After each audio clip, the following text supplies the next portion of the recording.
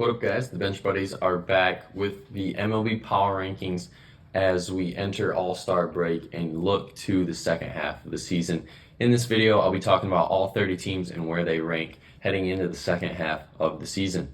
So let's jump into it here with the hitters of the week. And you can see I have Manny Machado and Elly De La Cruz. These guys mashed the ball right before that break.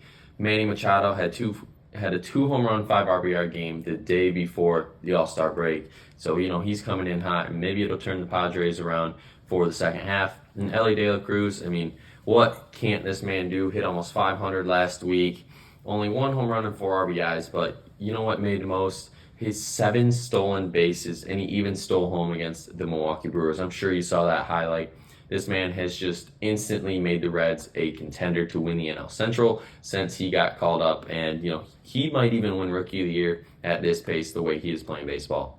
And the pitchers of the week are Pablo Lopez and Logan Gilbert. Lopez threw a complete game shutout against the Kansas City Royals, so he is most deserving of this award this week. And then Logan Gilbert, 2 starts of total of 16 innings pitched, 13 strikeouts, 2 wins, 2 quality starts, 0.56 ERA, and a complete game shutout against the Giants on the road, and a 7-inning gem against the Astros on the road in a very tough divisional matchup. So Gilbert is also deserving of this award in those 2 excellent starts. The dogs of the week are none other than the Boston Red Sox. They went 5-1 last week, bringing them to 48-43 overall. They beat Texas 2-1 in a series and swept Oakland at home.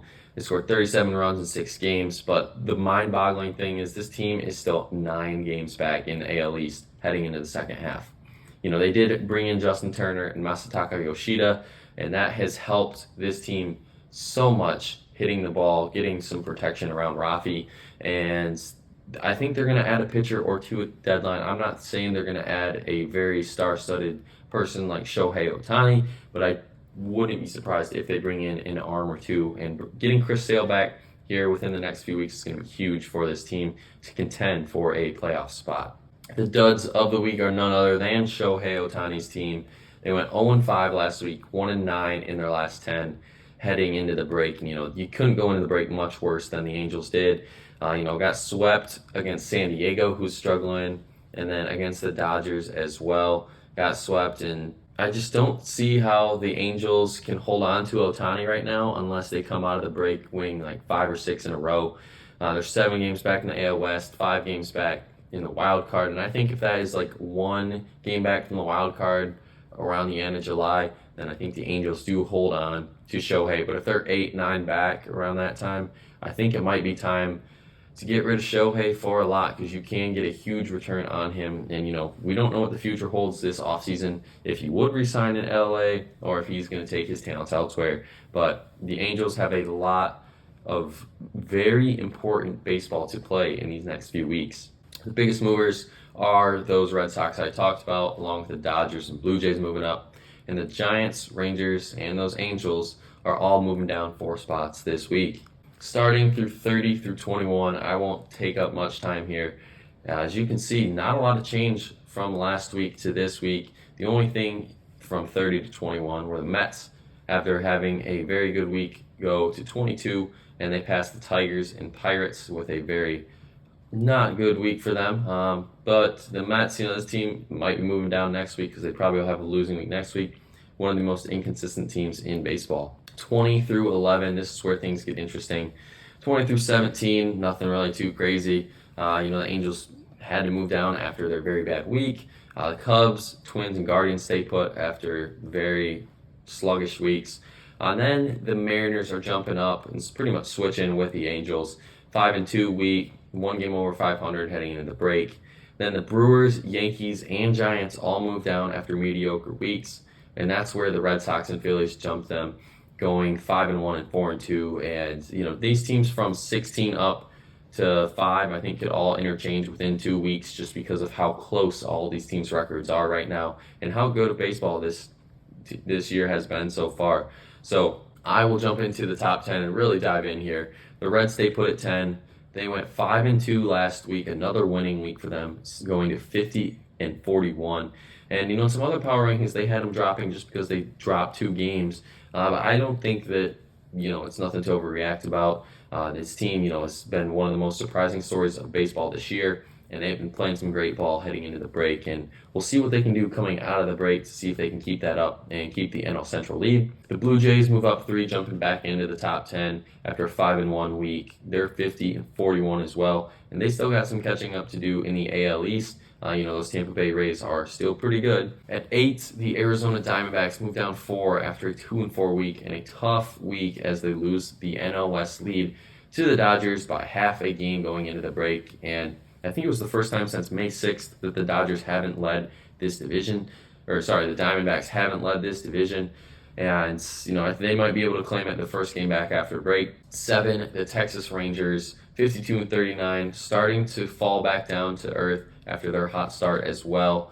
The Astros are just right there. I have them above because the Astros have been playing some better baseball as of late. They're only 2 games back in the division. Those Mariners are going to creep up on them slowly. So the Rangers really need to pick things up here because that hitting in the first half was carrying this team. Besides Eovaldi, they haven't been getting much out of the other starters, so they need to find some help other positions. The Astros at 6. It's the Astros. They find ways to win and get it done. They have been not the same team hitting-wise, nothing too crazy. Losing Jordan didn't help. Jeremy Pena's been so-so. Bregman so-so. Altuve, missed the first 2 months.